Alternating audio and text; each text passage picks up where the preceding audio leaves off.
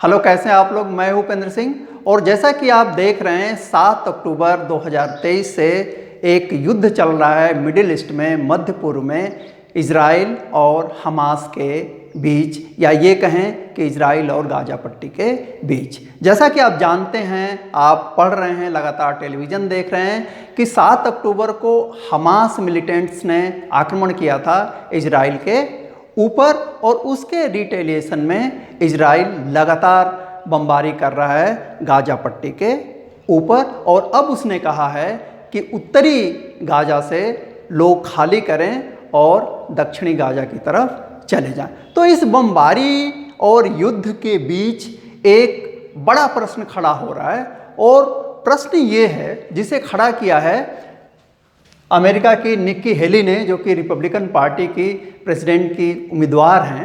उन्होंने एक प्रश्न खड़ा किया है अरब देशों से कि अरब देश जो बार बार चेतावनी दे रहे हैं, मिस्र भी चेतावनी दे रहा है इजराइल को, जॉर्डन भी चेतावनी दे रहा है, पाकिस्तान भी दे रहा है, तो ये सारे कंट्रीज चेतावनी पे चेतावनी दे रहे हैं, लेकिन कोई भी व्यक्ति अपने दरवाजे, अपने देश के दरवाजे फिलिस्तीन के निवासियों के लिए, फिलिस्तीनियों के लिए नहीं खोल रहा है। इस संदर्भ में जब आप इजराइल का नक्शा याद करेंगे तो आपको दिखाई देगा कि वेस्ट बैंक से जॉर्डन जुड़ा हुआ है और गाजा पट्टी से मिस्र जुड़ा हुआ है और ये दोनों ही अपने बॉर्डर नहीं खोल रहे हैं। तो सवाल ये है कि मिस्र अपने बॉर्डर क्यों नहीं खोल रहा है, जॉर्डन अपने बॉर्डर क्यों नहीं खोल रहा है। हम मिस्र की भी चर्चा करेंगे, लेकिन आज चर्चा हम कर रहे हैं किसकी, जॉर्डन की। तो इस कहानी को समझिए कि चेतावनी भी दे रहा है लेकिन अपने दरवाजे नहीं खोल रहा है। तो इसके पीछे की कहानी क्या है, तो इसके लिए आपको 1948 में चलना होगा।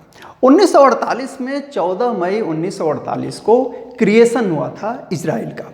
और जैसे ही मित्रों क्रिएशन हुआ, अगले दिन यानी 15 तारीख को अरब देशों ने, जिसमें जॉर्डन भी शामिल था, सीरिया भी शामिल था, इराक भी शामिल था और मिस्र भी शामिल था, इन्होंने इजराइल के यूपर आक्रमण कर दिया। क्यों? क्योंकि इनको इजराइल का अस्तित्व पसंद नहीं था और इनका मेन टारगेट ये था कि इजराइल को ख़त्म कर देना। लेकिन यूएस और यूके की सहायता से और अपनी दिलेरी और वीरता के कारण इजराइल सरवाइव कर गया। ये अलग बात है कि गाजा पट्टी पे मिस्र का कब्जा हो गया और वेस्ट बैंक पे जॉर्डन का हो गया, लेकिन और क्षेत्र भी इजराइल के कब्जे में आए। यहाँ से विस्थापन शुरू होता है फिलिस्तीन के लोगों का और काफ़ी संख्या में जॉर्डन में लोग गए।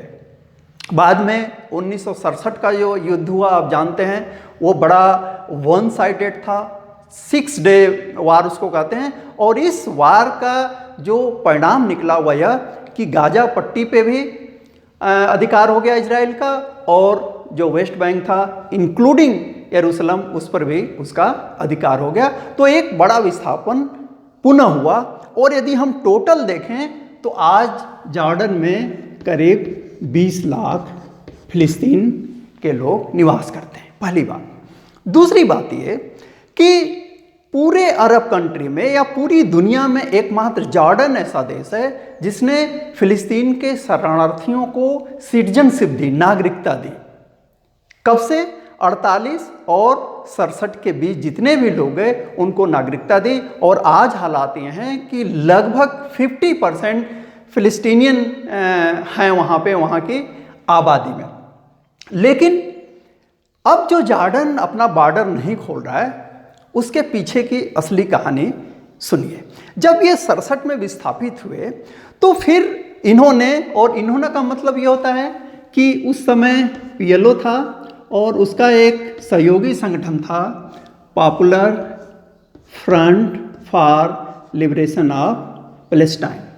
इन लोगों को एक सुरक्षित क्षेत्र चाहिए था जहां से ये इजराइल के विरुद्ध कार्रवाई, मिलिटेंट एक्टिविटीज कर सकें। और इन्होंने, चूंकि इनकी संख्या देखिए कितनी है, 20 लाख है, 20 लाख के आसपास ही आबादी पूरी गाजा पट्टी में है।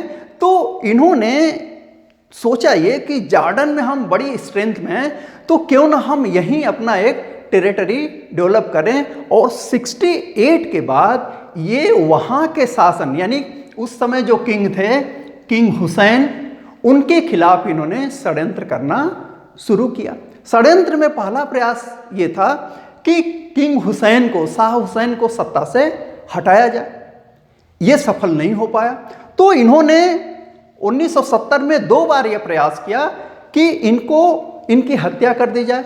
फॉर्चुनेटली शाह हुसैन दोनों बार बच गए। और यहाँ एक और चीज़ आपको इंटरेस्टिंग जाननी चाहिए कि शाह हुसैन ही वह डायनेस्टी है, वह परिवार है जो मोहम्मद साहब से सीधे जुड़ा हुआ है। ये उनके परिवार या उनकी वंश परंपरा में आते हैं, तो इनका सम्मान किसी भी मुस्लिम डायनेस्टी की तुलना में सबसे ज़्यादा है, क्योंकि ये पैगंबर के परिवार से जुड़े हुए हैं, उनकी वंश परंपरा से जुड़े हुए हैं। लेकिन जो फिलिस्तीनी मिलिटेंट थे, PLO और उनके जो साथी थे PFLP के, उन्होंने ये नहीं देखा, उन्होंने अपने लिए एक सेफ टेरिटरी को क्रिएट करने की कोशिश की जहां से वे इजराइल के ऊपर आक्रमण कर सके, इजराइल को तबाह कर सके।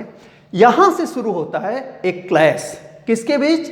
जो जॉर्डन के डिफेंस फोर्सेस हैं और PLO और PFLP के मिलिटेंट के बीच ये चल ही रहा था। तो सितंबर में एक घटना घटती है, 6 सितंबर से 12 सितंबर तक, जिसको कहते हैं डाउसन्स हाईजैकिंग की घटना। इस घटना को संक्षेप में समझिए कि जो ये लोग थे PLO और उसके समर्थक लोगों ने, इन्होंने 4 विमान का अपहरण कर लिया। एक ही साथ 4 जो पैसेंजर विमान थे, एरोप्लेन थे, उसका अपहरण कर लिया। एक तो जो एम्स्टर्डम से चल रहा था वो तो किसी तरीके से कामयाब नहीं हो पाया, लेकिन 3 को ये ले करके जॉर्डन के जारका जो एयरपोर्ट था, जिसको रॉयल एयरफोर्स स्टेशन कहते हैं, यहाँ इन्होंने उसको रोका। फिर एक बार्गेनिंग का प्रोसेस चला। बार्गेनिंग में ये कि ये जो लोग थे जिन्होंने 300 से अधिक लोगों को, फॉरेनर्स को होस्टेज बना रखा था, ये चाह रहे थे कि हमारे जो साथी विभिन्न जगहों पे इजराइल या UK में बंद हैं उनको छोड़ा जाए और उसके बदले हम ये जो होस्टेज लोग हैं उनको हम छोड़ेंगे। इसको लेकर के उन्होंने एक प्रेस कॉन्फ्रेंस की और 12 सितंबर को जब पूरी मीडिया, ग्लोबल मीडिया सामने थी, इन्होंने तीनों प्लेन को विस्फोट करके उड़ा दिया। और यही नहीं, इसके बाद इन्होंने एक जगह है जॉर्डन में, इरबिट करके उस पर कब्जा कर लिया और उसको लिबरेटेड टेरिटरी यानी मुक्त क्षेत्र घोषित किया। इसका मतलब ये था कि अब ये शाह हुसैन के ऑर्डर को नहीं मान रहे हैं, अब ये जॉर्डन के लॉ को नहीं मान रहे हैं और एक इंडिपेंडेंट आइडेंटिटी क्रिएट करने की कोशिश कर रहे हैं। और यहाँ से शुरू होता है जॉर्डन में सिविल वार, और यह सितंबर में शुरू होकर के ख़त्म होता है अगले साल जुलाई 1971 में। और इस पूरे प्रयास में अमेरिका ने, ब्रिटेन ने सहायता की जॉर्डन की। इसमें एक और चीज़, इंटरेस्टिंग चीज़ चाहिए। आज आप देख रहे हैं कि पाकिस्तान के लोग भी कह रहे हैं कि यदि हमारी सरकार अनुमति दे तो हम जा कर के गाजा के फेवर में लड़ेंगे। लेकिन आपको एक इतिहास जानना चाहिए कि जब ये सिविल वार चल रहा था तो पाकिस्तान ने भी सैनिक सहायता दी थी, किसको? जॉर्डन के शाह हुसैन को। और उस समय जो व्यक्ति ब्रिगेडियर के रूप में गया था उसका नाम था जियाउल हक, जो बाद में जनरल जियाउल हक बनते हैं। और ये 78 से 88 तक वहाँ के प्रेसिडेंट रहते हैं, वहाँ के सिविल गवर्नमेंट को हटा करके सत्ता में आते हैं। और इन पाकिस्तानी सपोर्ट की सहायता से माना जाता है कि जो फ़लस्तीनियन मिलिटेंट हैं उनको कंट्रोल करने की कोशिश की गई। कंट्रोल करने का मतलब यह है कि जो 10 से 15 हज़ार लोग मारे गए उसमें पाकिस्तानी मिलिट्री फोर्स का, मिलिट्री इस्टेब्लिशमेंट का भी हाथ था और ब्रिगेडियर थे जियाउल हक। तो ये कहना कि पाकिस्तान हमेशा से फ़िलिस्तीन के लोगों का सिंपैथाइजर रहा है, ऐसा नहीं है। 70 में उसकी भूमिका दूसरी थी, लेकिन फाइनली मिलिटेंट ने समर्पण किया और एक प्रकार से ऑफिशियल तौर पे जॉर्डन में जो सिविल वार था और जो संघर्ष था जॉर्डन के डिफेंस फोर्सेस और पीएलओ के जो मिलिटेंट ग्रुप थे, उसमें एक प्रकार से सीज फायर हुआ। लेकिन इसका मतलब ये नहीं था कि इस ग्रुप ने अपनी मिलिटेंट एक्टिविटीज़ को रोक दिया। ये कोशिश करते रहे, जॉर्डन के अथॉरिटीज़ को अटैक करते रहे, और उसका सबसे जो बुरा असर देखा गया वह यह कि 1971 में उस समय के जो पीएम थे वाजपेयी ताल, इसकी उन्होंने हत्या कर दी। और ये बैकग्राउंड है जिसके कारण न केवल जॉर्डन बल्कि मिस्र भी डरा हुआ है, दूसरे जो कंट्री हैं सीरिया और लेबनान, वो भी अपने दरवाजे नहीं खोल रहे हैं। इसका कारण ये है कि उनको डर लगता है कि जो चीज़ें 70 के दशक में जॉर्डन के साथ हुई, उस जॉर्डन के साथ हुई जिसने नागरिकता दी फ़िलिस्तीनियन को, तो ऐसा न हो कि हम इनको अपने घर में एंट्री दें और फिर हमारे यहाँ एक सिविल वार शुरू हो जाए। इसी कारण जब अब जो किंग हैं, किंग अब्दुल्ला सेकेंड, उन्होंने अभी स्टेटमेंट दिया कि no refugees in Jordan, no refugees in Egypt. तो आपको यह समझना चाहिए कि जियोपॉलिटिक्स एक बिल्कुल अलग चीज़ है। यह कहना कि हम आपको सहायता दे रहे हैं और धन के या हथियार की सहायता देना अलग चीज़ है, लेकिन अपने बॉर्डर को खोलना अलग चीज़ है। क्यों? क्योंकि अल्टीमेटली एक स्टेट की रिस्पॉन्सिबिलिटी होती है कि वह अपने सिटीजन की लाइफ को सिक्योर करे, और अतीत जो रहा है वह शंकाएं पैदा करता है जो फ़िलिस्तीनियन मिलिटेंट हैं उनके प्रति। यही कारण है कि जॉर्डन अपनी सीमाएं नहीं खोल रहा है, मिस्र भी अपनी सीमाएं नहीं खोल रहा है। तो मिस्र की भी कहानी है, उसकी भी हम चर्चा करेंगे कि वह अपनी सीमाएं क्यों नहीं खोल रहा है। लेकिन दूसरे दिन देखते रहिए, पढ़ते रहिए, और अच्छा लगे तो चैनल को सब्सक्राइब कीजिए। Thank you very much.